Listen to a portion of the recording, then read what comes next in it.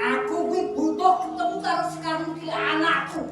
Aku ora butuh ketemu karo. Injene menggah rumiyin ngomong. Ora lebih Ora.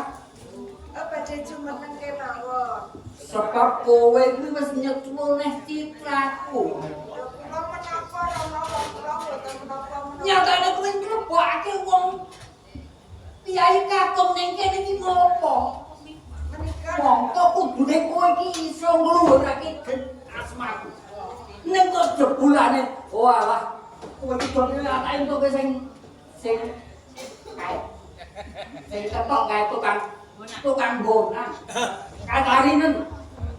Apa menang ngopeni wong kok ngono? Anggap kok kuwi Rama. Kula menika ra injih sampun angkat dewasa, sampun limrah ta menawi kula menika sambetan kalian priya.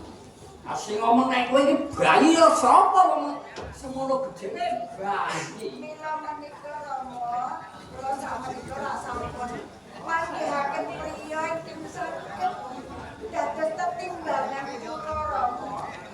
Nek kudune kowe kudu taren karo bapak. Mongso kowe kok kurang meneng wae kur watoni sing mleboke wong kakung gek kowe mleboke wong lanang wis ping pira? Nggih nembe ping gangsal. Alah, aku ki urung tau lho. Kok dadi kowe malah mleboke ping 5 polahe. Panjenengan piye to? Ping gangsal menika nggih kula rembakan kalian Kakang Prasetyo menika boten menapa-menapa namung rembakan. Rembugan kok wayah. Ora pantes kok kuwi. Ane siang nembe makarya selane dalu kok nggih Rama. Nek kudune ora ngono. Kowe iki kudune ngluhurke jenengku. Dereke mawon kula matur.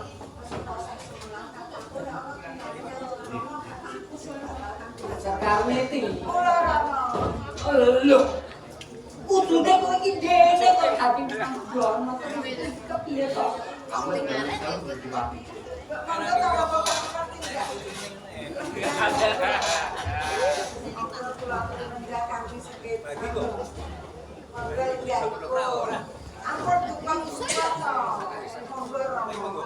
Nek duka-duka ndak tulis tuwa yo mati ngono. Karepmu ngono.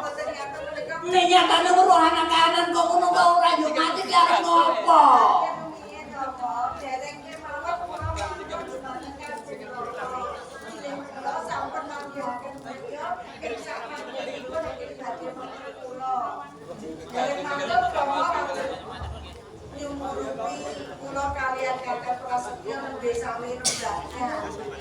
Rembukan kok bolak-balik pisan wae kudune pisan dadi nek pancen padha dhewe tresnane. Yang manut gaya menika ora kangge sak laminipun gesang to Rama, ora mek kanggo setahun rong taun. Mila kedah dipun pikir, dirembuk kanthi jelimet supados ing tembe. Anggen kula manut gaya kaliyan katingan kula saged panggihaken ayun lan tentrem. Aku jenengku. Aja tak buka. Rama, yen sewu ta mila kula tepanaken mriku calon sisian kula. Aku tak takon. Kowe iki ketokne wong desa. Ning kok jebulane wani-wani mlebu ning kamar. Jenengan pun bisa nek wong desa. Akeh tok kok sing ngurung sak jagung-jagung ngono kok. Jenengan wis dipaten nek nyambut itu bisa sak. Jane kowe iki wong Kula lari dokter Rego. opo? Kowe anak sapa? Dokter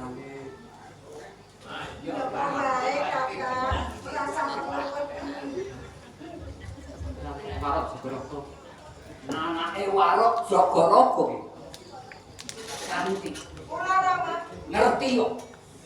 Nek Jogorogo ki tukang gedhonge itu begal sak pitutute. Apa kowe trimo duwe maratuwa begal?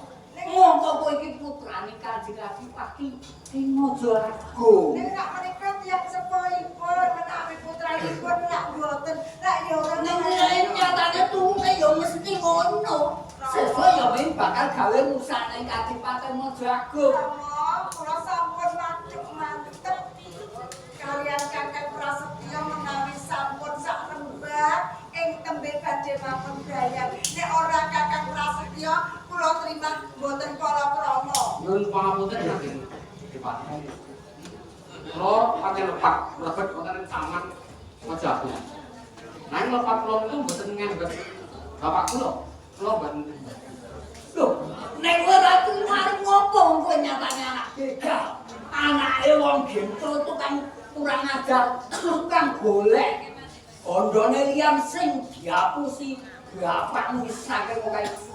Sing baku kula nek bapak kula mboten terima. Kula mboten kabidan sekali iki mboten kapok. Kowe, Ya, kowe arep ngopo? kula terima langsung kang Joko Raksa.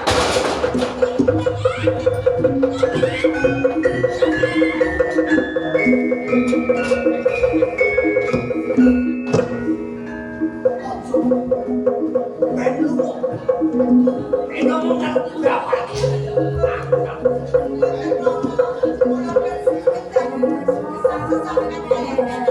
Ora, aku ora leh.